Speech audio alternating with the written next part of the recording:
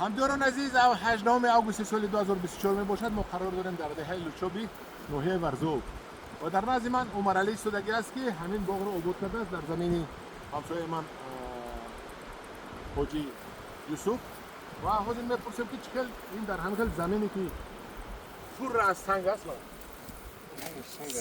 سنگ ریگ است باغ بنیاد کرده است. عمر علی جان سلام علیکم، خوش آمدید به گروه انگور و باغ ما. شما هم یک از ابونچی هستید چقدر که من فهمیدم. شما بیاد که این باغ رو این سبو رو شما کاش نوندید چند وقت در زمین سنگار چقدر شوندید چقدر اون چقدر سبز شد. حالا تا 3 سال شدستم با همین درخت‌ها 3 سال و هر گونه سبو هست اینجا. سبو این سال سامرین هست. زلاتای گلدن هست. کرپسون هست. صفتش هم فقط برای چینوندن اول تیاری دیدن در کار، درخت فوبیل کردن در کار، فوق ریختن، پارو ریختن در کار. آب همیشه موندن در کار. شما همین سنگش برو ورده خوب درو ورده در اون. شام شما برو وردی. برو ورده. خوب درو ورده. و غیر از این یک سه چهار کپی خوب هم در ریختیم بالا سنگ. سه چهار کپی. سه چهار خوب با پارو. و غیر از این مثلا بازی افزایشیش هم بنیاد خوب است. افزایشش بنیاد خوب است.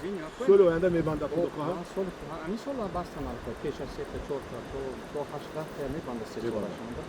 پیسته ها راز ما نوار گرفته یک تا پیش از این نوار گرفتیم پیسته ها را ما از دایره اون طرف از پیسته ها هم شما شنیدید؟ سال گذشته و سال این سال 2 سال. 2 سال 3 سال من پیش از 3 سالش پیسته ها 2 سال شد. من 2 سال شد پیسته ها. چهارمغز ها بستن. چهارمغز ها البته بستن. چهارمغز هم در زمین سنگ. پیسته هم در زمین سنگ. همون درونش گرفته خوب جو کرده دو ها. خوب چه خوب کرد ریختن علاوه کردن نه. پارو هم آورده. پارو علاوه کرده دیگه. همون دیگه چی نیست. دورو میتونم کام دورو میتونم. اما پوس. دورو میتونیم ابرابط کنیم. بو بوریش هم میتونه. بوریش آمیزه کنیم بوریش دیگه بوریش نمیشه. همین سبو رو شما با ما دادید.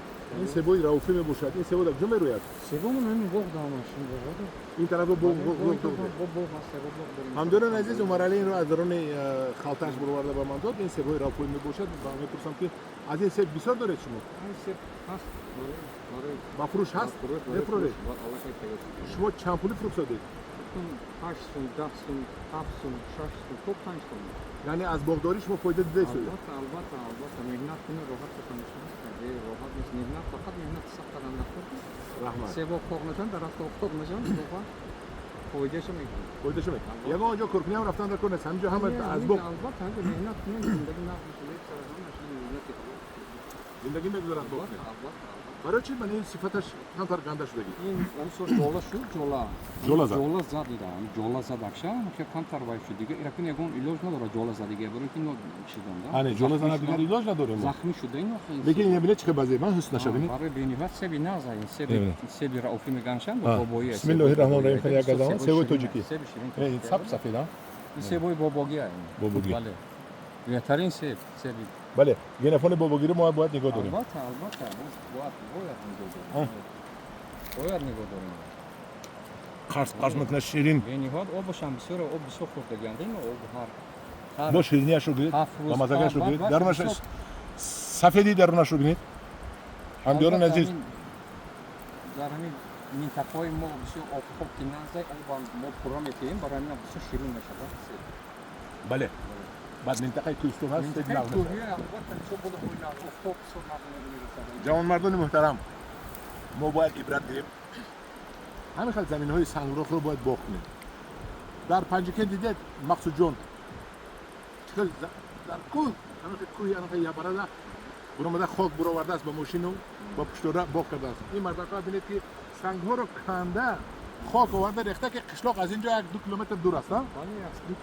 2 کیلومتر همون قشلاقشون آمده از باد و هوا از آبهای وطن استفاده برده شدن همین آب گذشته رفساده است میرود در دره ورزاب خوش میشود بعد کوپرنیان بعد هم خیلی ازبکستان گذشته میرود از همین آبها استفاده برده در درون کوه‌ها یک باغ‌های کرده شدن که از این پول کار کرده شدن حالا که در اینجا پیسته بهترین میشود چهارمغز بهترین میشود من از اینا رو با پیسته کردن چهارمغز کردن بادام هم کنید میشود بادام میشه نه کردگی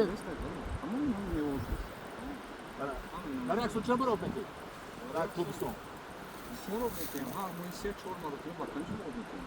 چونکی سنگ است. بسیار سنگ‌هاست باید. سنگ است. بسیار آب تیز وای میشه. بخور میشه. بخور شده میرم برای ها آباتون خدا باشه که دریا هست. دریا هست. کوه هست، چشمه هست، بسیار است. فراوانی است آباتون.